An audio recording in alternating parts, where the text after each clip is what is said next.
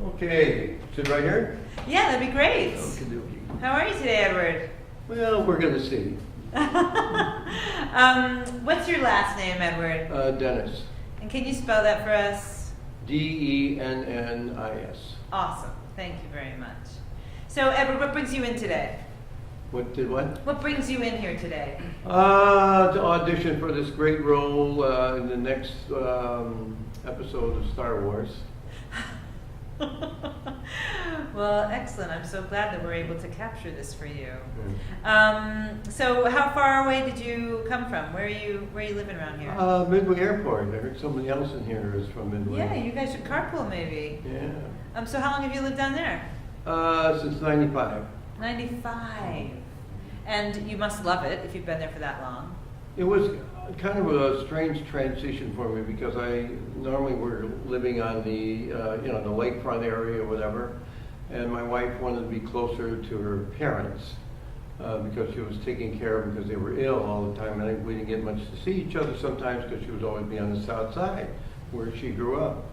So when we first moved out there and we bought this house, it was really strange because I was in some like friendly neighborhood community or something, and so I get up in the morning and they're cutting my grass and they're doing all kinds of really nice things, and then after a while I didn't get along too well with my neighbors because when I moved out there I had all these junks, cars and stuff, because I never really believed in investing, in a good, in an expensive vehicle, just a functional vehicle. So I would have an old junk van out in front and a junk car that was in a fire once and everything. And so they didn't like me very much at first. So the goodwill only lasted for a short time. Well, I kind of won them over a little bit because I had this DJ business and karaoke business. So a lot of senior citizens in that neighborhood. So when the power would go out in the neighborhood, I would run around and I had all these different generators and stuff that I would use to do like outside events and pass them around. So they became friends of mine eventually, So you won them over. All right. Well, that's wonderful. So they found out I was a good guy, because they were at first they said, some hillbilly moved in the neighborhood. So do you still have those cars on blocks in your yard? Or? No, I kind of gave in, and I said, well, I remember how I got rid of my van. It was actually in a fire. When you sit there, the springs you were sitting on springs, and the front dashboard was molded from the fire, and there was rust all over the place. So they put a ticket on, a tow ticket to get rid of the thing. So I figured, okay, I'm going to fix them. So I took the hinges, pins off the doors, and I unbolted all the lug nuts from the tires. I took the battery out and everything else. So when the guy came from the city to tow it away, he'd open up a door and it would fall down. Geez, I shouldn't be telling this story, should I? He'd put it on the hook, and we would go around the block. All the tires would fall off.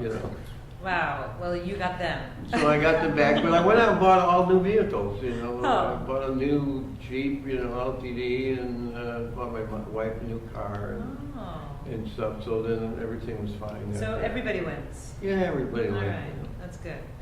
So do you have another story that you'd like to share with us today? When you ask me for a story, I can't come up with a story. But if somebody says something, then all of a sudden, I got for instance, just coming into this thing with the truck. I guess let's see. I'm driving along on 294 not 294, but 55 going downtown, and where that split is to go to Eisenhower and going off to the Eisenhower or going off to the Kennedy. I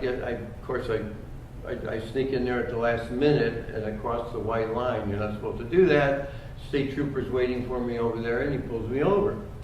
So he gets me for no seatbelt, for illegal usage of a lane, and he gets me. I found out that my driver's license was not suspended, but was out of date. So I got these 3 tickets.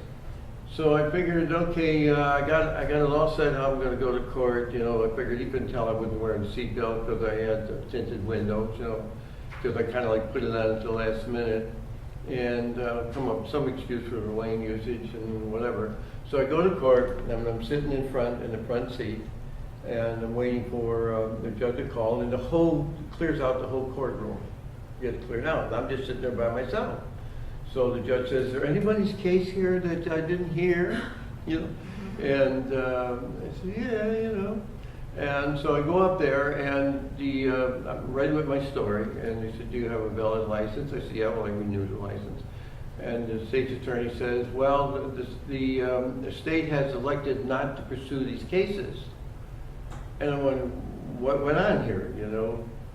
They just let me go. So I'm all confused, so I go down to the washroom, and I couldn't figure out what it was all about. But I was happy, but still all this confusion. So I go to the washroom, I look in the mirror, and I start screaming. I said, and I look, and I figured out that I was wearing this T-shirt, and on the T-shirt it said CPD. On the T-shirt, you know, just the letter CPD. So because I was sitting in front where the police sit, they thought I was a police officer. So then one police officer arguing with another one, okay, so let me go.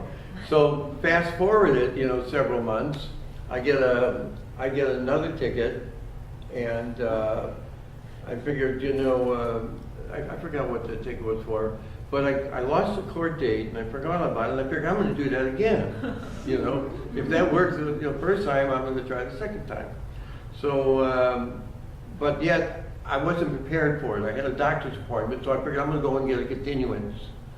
So I'm going to go and get a continuance. I go in the courtroom, and I get in front, and then they said, well, I said to the teacher, I'd like a continuance, and she goes, like this. And I figured, well, what's going on, you know? And they said, well, Your Honor, the state has decided not to pursue this case and go home. And I couldn't figure out what was going on again. Then it dawned on me on my way out, I had a Chicago police baseball cap, and I set the thing down on that table that's in front of the judge, you know, where they set their papers, and she thought I was trying to give him a message, and I never intended to do that. And the second time I got off too. No ticket. And that was unintentional. Both times were unintentional, by the way. So if anybody wants to get out of a ticket, you know, I kind of figured out what I was going to say to them if they ever were going to say if you were a police officer. And I was never going to say I wasn't, but I would say, I don't want this case tried if I'm on the job or not. So that's what I would say, you know. Well, I'm glad that moment never came, because I do believe that impersonating police officers. Yeah, well, no, both times I did not. I wasn't saying I was or whatever, you know. It just was. You're just implying. Both times it was a mistake. Okay. You know, mistake. So that's wonderful. Thank you for sharing those stories. Well, now everybody has something they can maybe try and. Right. So what do you think? Would you like to? Do you have a piece that's prepared that you'd like to do? I really haven't prepared a piece, but I'm going to wing one, Okay. or something, all right? See if I can come up with something.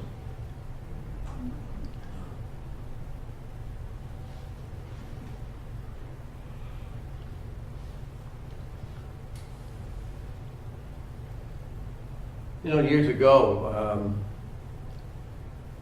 when I went to court with Joanna, you know, that was really a mess. You know, Joanna got on that court stand, and she said, and she talked about like how unhappy she was, you know, before when we were married, and I guess most of the things she said was probably true. You know, there was a lot of things I didn't understand. I mean, there's a lot of things that I would do differently if we could, just like, well, I guess there was a lot of things Joanna wishes that she could change, but we both knew at that time that we couldn't. Some things, once they were done, can't be undone. You know, the judge went ahead and said, well, anyway, I said that I love Billy, and then Joanna said that she did, but What the judge said, that didn't matter. What mattered was best for Billy. At least that's what I thought he was going to decide. And then Joanna got up and she said that, why shouldn't a woman have the same ambition as a man? Now I guess she's right, but at the same token, where it's written that a woman is a better parent simply by virtue of her sex. You know, it took a lot of time to figure out what it was that makes a good parent. There are things like the constancy, patience, and love. But where the hell does it say that a woman has more of these virtues than a man? Now, Billy had a home with me. You know, I'm not a perfect parent. I always didn't have enough patience. Wasn't really a perfect parent, and sometimes I would forget that I was just a kid. And I love him more than anything in this world.